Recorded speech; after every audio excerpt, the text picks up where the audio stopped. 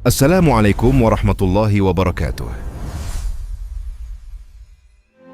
Bapak-bapak lihat enggak ini? Lihat ini? Lihat ini? Lihat apa tidak? Nah, anggaplah ini dosa. Ya, bohong, istri dikasari, suami diomeli, makan barang haram. Nah ini, anggaplah ini. Nah, kalau saya kasih begini, masih kelihatan tidak? Yang merah tadi masih kelihatan tidak? Tidak.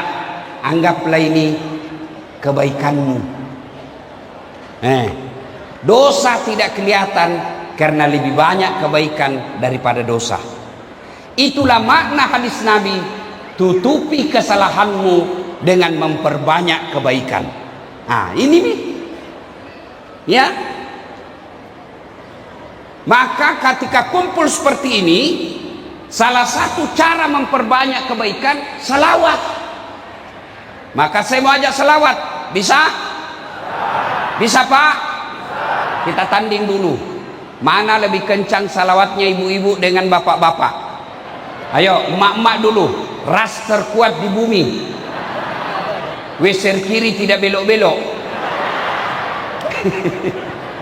Bapak-bapak yang merasa jenis kelamin laki-laki diam dulu, ibu-ibunya dulu. Ayo salawat, ibu-ibu salawat bu. Ikuti saya.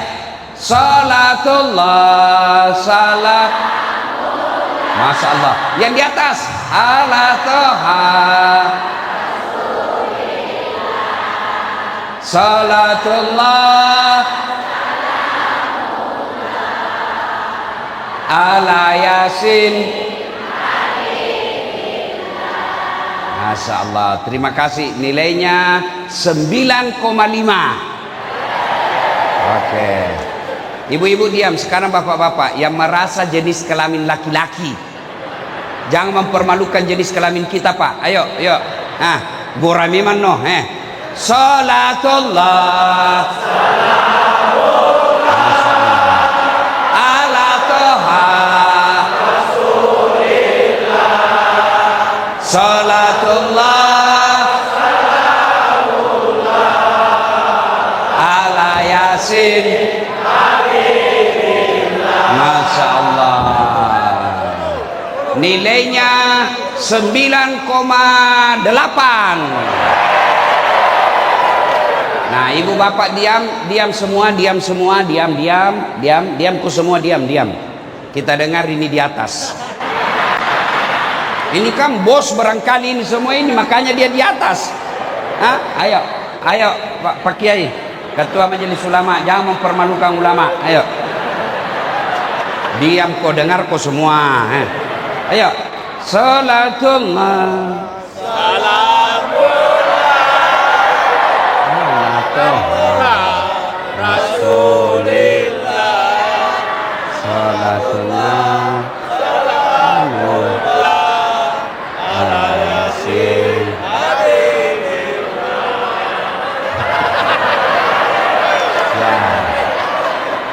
Tadi 9,5 ibu-ibu, bapak-bapak 9,7. Sekarang 9,9. Kenapa? Ini suaminya Ibu Peggy yang undang saya. Ayo semua sama-sama kita, sama-sama. Semuanya bapak, ibu, saudara-saudara sekalian. Ayo kita salawat. Salawat kepada Rasulullah Muhammad SAW. Mudah-mudahan salawat itu menutupi dosa-dosa kita. Itu yang disebut syafaat. Ayo salawat semua. Ayo semuanya yang di atas. Salatullah salamullah Rasulillah. Salatullah salamullah ala yasin. Tawassalna bi bismillah wa bil hadi rasulillah wa kulli mujahidi lillah bi ahlil sekali lagi salatullah salam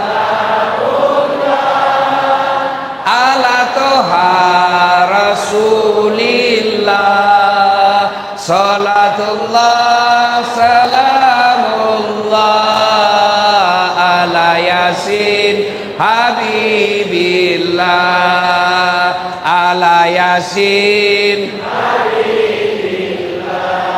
ala Yasin Habibillah.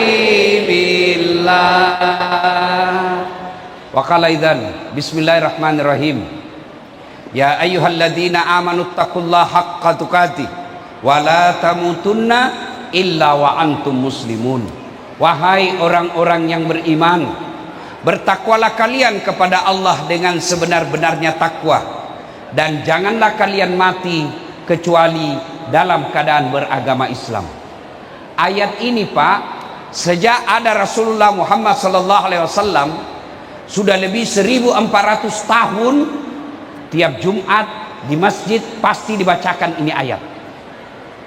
Pak, bapak-bapak, masih ingat waktu Covid? Masih ingat waktu Covid? Masih? Adakah pengumuman itu selalu didengar?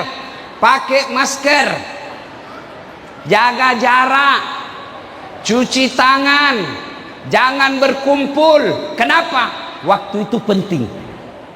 Tiap hari diumumkan, pakai masker, pakai masker. Kenapa? Penting.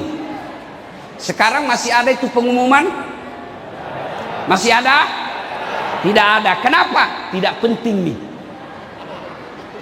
Ini ayat, ratusan ayat dalam Quran, kenapa hanya ini yang selalu dibacakan? Kap maraturot ayat kekurangnya. Tapi kenapa ayat ini selalu diulang-ulang tiap Jumat? Dan rasanya susah diterima akal. Jangan kamu mati kecuali dalam keadaan beragama Islam. Berarti ayat ini Allah ingatkan kepada kita semua orang Timika, Dasat, hati-hati kau mengaku kau Islam, belum tentu kau bisa mati bawa Islam. Itu makna ayat itu. Hati-hati, kamu bisa matimu tidak beragama Islam. Insya Allah kita tidak akan mati dalam keadaan rampok. Insya Allah kita tidak akan mati dalam keadaan berzina. Insya Allah kita tidak akan mati dalam keadaan judi. Tapi yang bisa membuat kita mati dalam kekafiran, hubbi aklil haram, suka memakan barang haram. Dan salah satu barang haram itu menerima serangan fajar ketika pilkada yang akan datang. Kau tepuk tangan baru kau semua pelakunya. Wani piro. Pak, saya serius ini, tolong dengar. Bu, ini dari semua kabupaten di Indonesia, Timika ini yang paling banyak emasnya.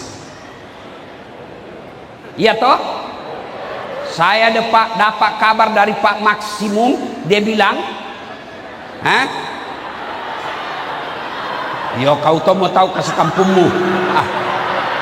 Saya kan tidak pernah ketemu langsung, baru tadi.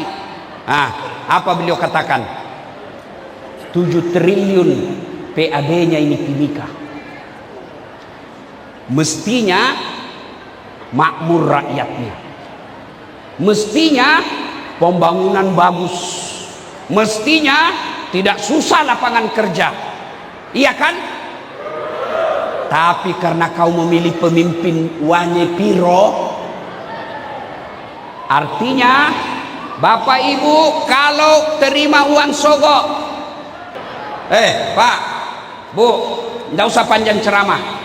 Saya mau tanya, kalau kau terima 300.000, kau kaya tidak? Kalau kau terima 1 juta, kaya tidak? Enggak. Bapak-bapak, kalau kau tolak 300.000, miskin kau? Kalau kau tolak 1 juta, kau miskin? Tidak. Tapi yang pasti, kau terima sogok itu menentukan siapa pejabatmu yang akan datang. Percaya kalau ada orang menang pilkada karena sogok, maka pertama yang dia lakukan kasih kembali modal. Modal dari mana dia dapat? Dari proyek pembangunan. Mestinya pakai semen 10, dia cuma pakai 5. Belum diresmikan sudah rusak. Kalau rusak siapa yang rugi? Siapa yang rugi? Masyarakat. Tim sukses yang dapat proyek.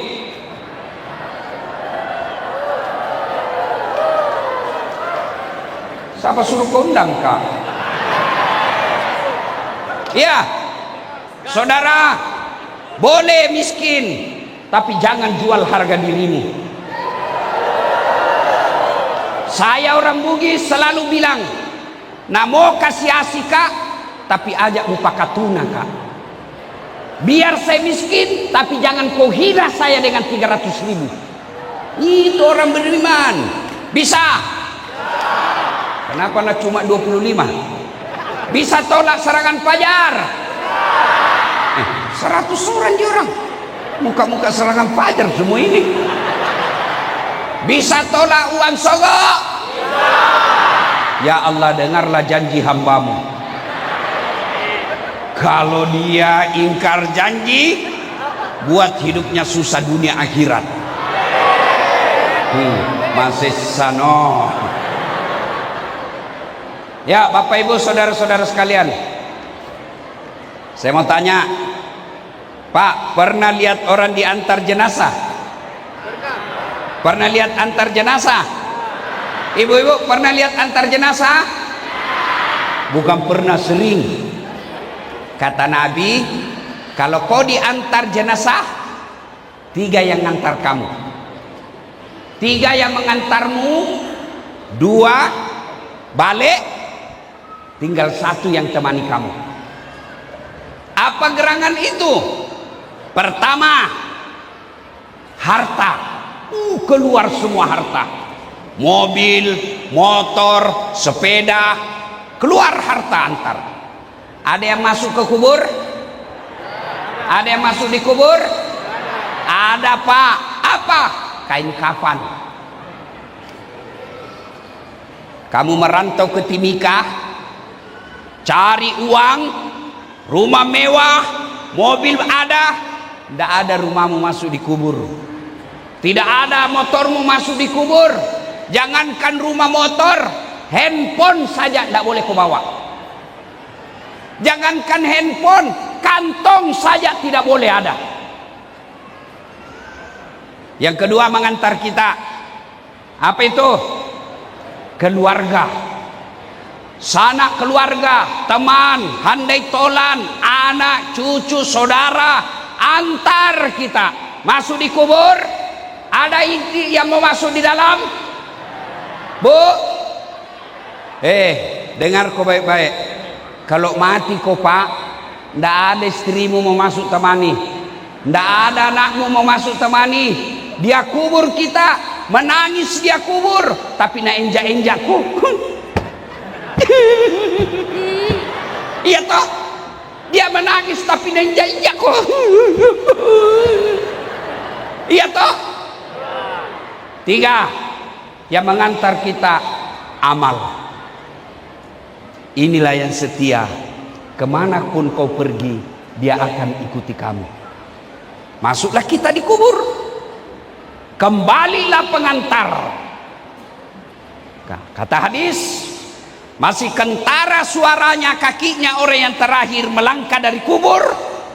Datang malaikat bawa pertanyaan, 5 pertanyaannya. Tapi kalau baik solatmu Pak, tenang, jangan kau pusing.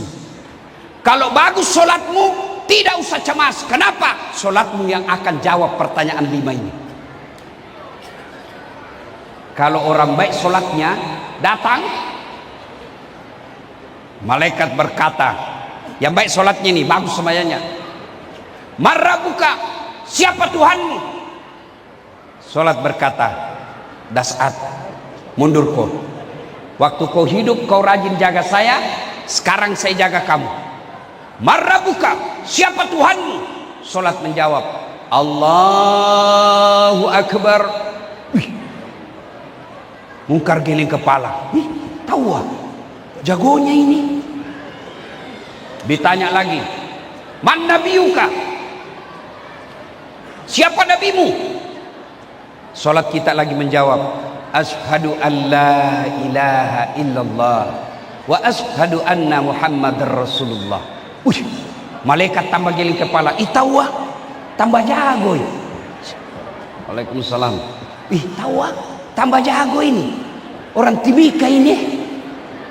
Itu kalau baik solatnya. Akhirnya Mungkar berkata, kir, maju kok, nakir.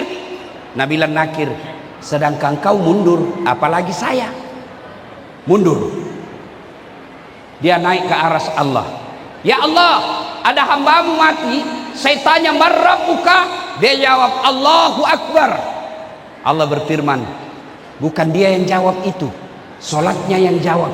Karena dia baik solatnya, tidurkan dia untuk menunggu hari kiamat seperti nikmatnya tidur pengantin baru. Masya Allah. Masih ingat waktu pengantin baru, Pak? Masih ingat? Apa biasa dibilang waktu tak pengantin baru? Cepat na pagi. Kenapa? Enak. Itu kalau bang solatnya. Tapi kalau tidak beres solatnya, Nabi bilang malaikat, lama aku tunggu kau. Kau yang paling banyak ceritamu kalau orang ceramah. Nak goreng godamnya, nak putar mi palu-palunya itu muka. Metanolo tajak cilaka. Iko na pegancar.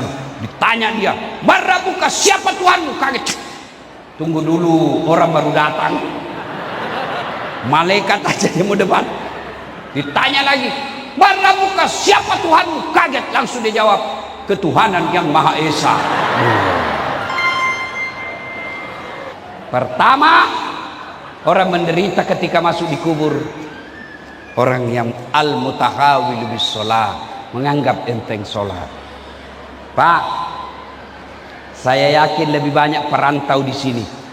Dia tinggalkan Jawa, dia tinggalkan Maluku, dia tinggalkan Sumatera, dia tinggalkan Sulawesi, datang ke Timika, merantau cari dunia, merantau cari uang. Tapi sayang, sampai di sini solatnya tidak dia urus. Sampai di sini solatnya tidak dia gubris. Ini yang selalu saya istilahkan, setengah mati bekerja. Begitu dia lapar, dia beli nasi bungkus. Sayangnya setelah ada nasi bungkusnya, nasinya dia buang, bungkusnya dia makan. Paham? Beli nasi bungkus, nasinya dia buang, bungkusnya dia makan. Inilah orang yang merantau dari luar sampai ke Timika tidak sholat. Apa gunanya kau jauh-jauh datang ke sini lalu kau tidak sholat? Apa alasanmu tidak mau sholat? Apa? Bilang kau apa? Apa? Tidak ada kecuali kutu. Bos, Pak, dengarkan ini, dengar baik-baik.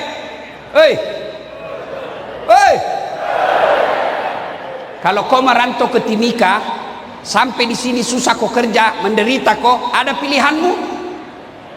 Ada pilihan? Ada. Balik lagi ke Sulawesi, selesai. Kau pegawai negeri, ndak suka kau bupati, ndak senang kau gubernur, ada pilihan? Ada pilihan? Ada. Pensiun dini, selesai. Ada ibu-ibu, suamimu cerewet, pelit, kasar, ada pilihan? Ada. Pulangkan saja aku pada ibuku, atau ada pilihan. Bapak-bapak, istrimu cerewet, suka ngomel, malas masak, malas urus anak, ada pilihan? Dua pilihanmu. Kalau tidak cerai, tambah jadi dua. Iya kok. Jelas. Jelas. Menderita di dunia, bos. Menderita di dunia masih ada. Kalau menderita kau di dunia tidak lama dan masih ada pilihanmu. Tapi kalau masuk kok dikubur, masuk dikubur, ada pilihanmu? Nggak enak deh. Datang mereka, lari kok. Begitu kau keluar dari kubur, viral kau satu dunia. Siapa orang paling menderita di kubur? Al-mutahawil bis-shalah. Dia gak sempajamu, tidak ada harapan.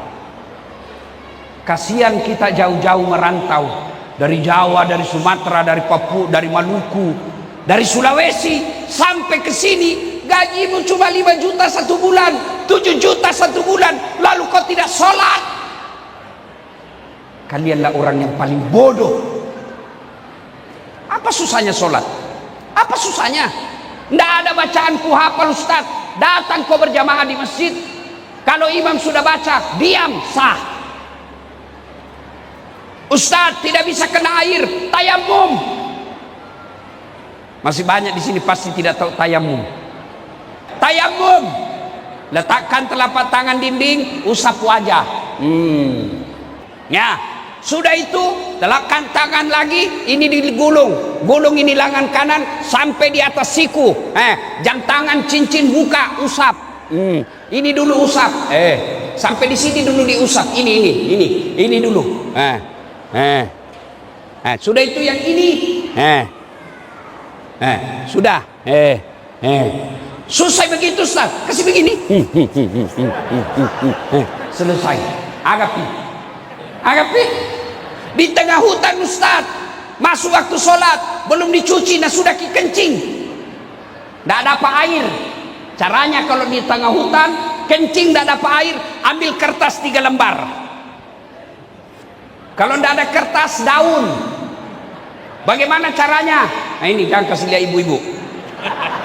Pertama, daun pertama gosok dari atas ke bawah begini.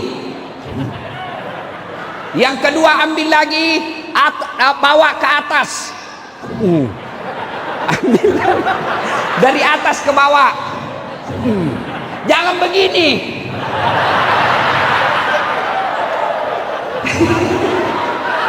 Kenapa nih ibu-ibu heboh? Ya, paham. Kalau dapat air, wudhu lagi, cuci alena beliau, wudhu baru sholat. Kalau tidak dapat air, tayamum biar tidak dicuci, selesai. Apa pi? Sakit kau Ustaz? Tidak bisa kau berdiri, duduk mako. Sariawan nggak Ustaz? Sampai yang sariawan mako? Lah.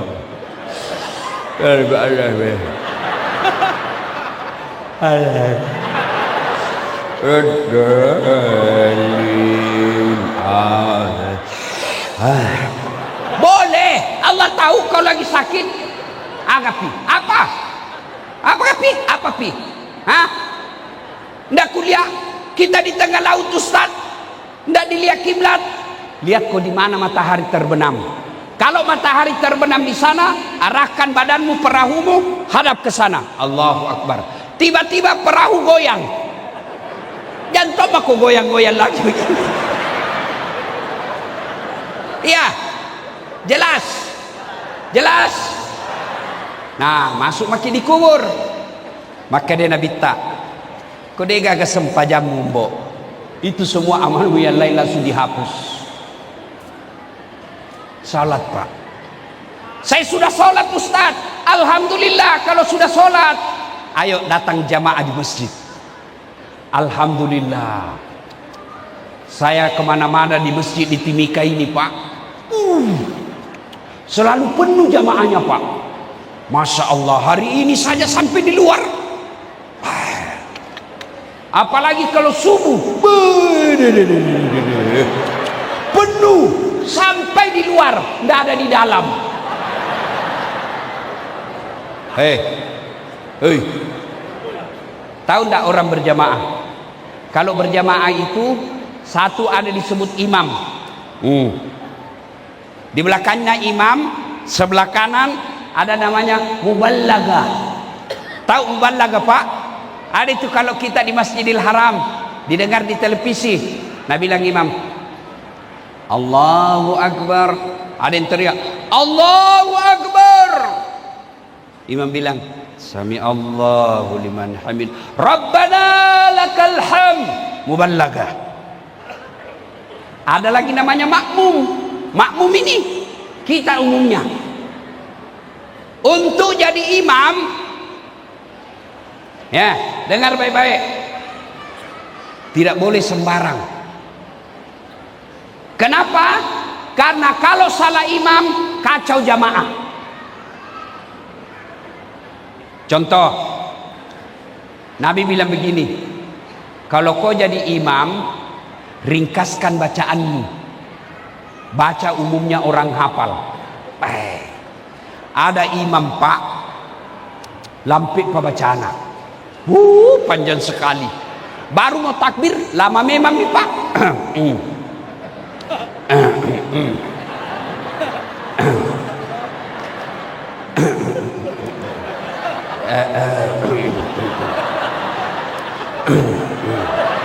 Apa nak kau tinggal langkah selesai nih? Iya toh? Kata Nabi, ringkaskan bacaanmu. Itulah sebabnya imam sebelum angkat takbir sunnah balik ke belakang sambil membaca salat jami' rahimakumullah, luruskan, rapatkan saf. Tujuannya apa? Kita mau lihat ini jamaata. Kalau banyak orang tua, jangan kau selesai kodong. Ini yang jadi imam. Yang pertama nak baca Al-Fatihah. Nah lanjutkan apa? Surah Al-Baqarah ayat 15 sampai ke 55. La haula wala quwwata illa billah. Sampai di belakang kasihan orang tua yang sudah pensiun, remati, batena na sesa. Begini itu remati di belakang.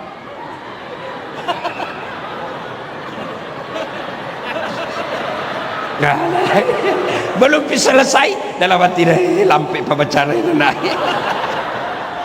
Iya toh. Baca yang umumnya ringkas. Yang kedua kata Nabi, baca yang umumnya orang hafal. Tujuannya apa? Satu, supaya kita bisa khusyuk ikut. Coba kalau imam baca Al-Fatihah, kita ikut. Kenapa? Kita hafal.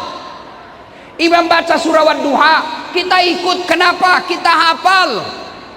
Tapi ketika imam membaca surah Al-Baqarah ayat 5 sampai 60, dia khusyuk dengan bacaannya, kita khusyuk dengan hayalan.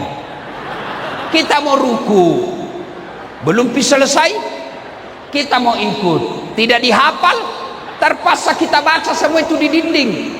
Keadaan keuangan masjid, saldo pengeluaran khutbah Jumat 500.000, bayar listrik 1 juta, saldo total. Nah baca semua, belum bisa selesai Pak Imam.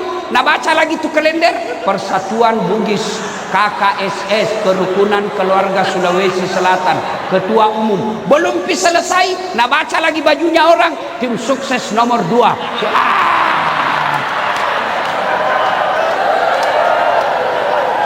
Ayo, siapa salah? Siapa salah? Siapa salah? Imam.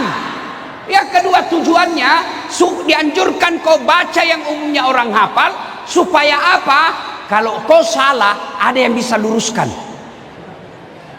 Coba beda kalau imam salah, Wadduha, kita bisa tegur, kita bisa khusyuk ikut. Tapi kalau kau salah,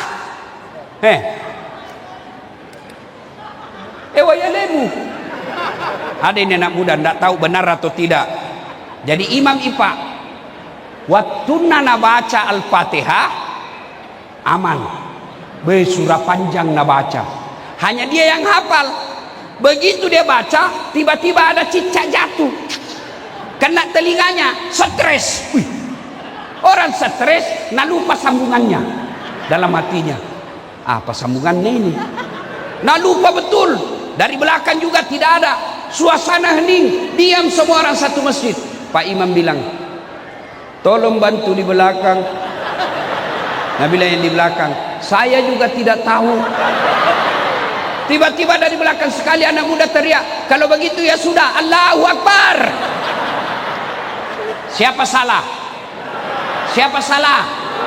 Siapa salah? Imam. Ini kejadian waktu kecil di kampung, kisah nyata. Sujud orang, lama sekali ketika sujud.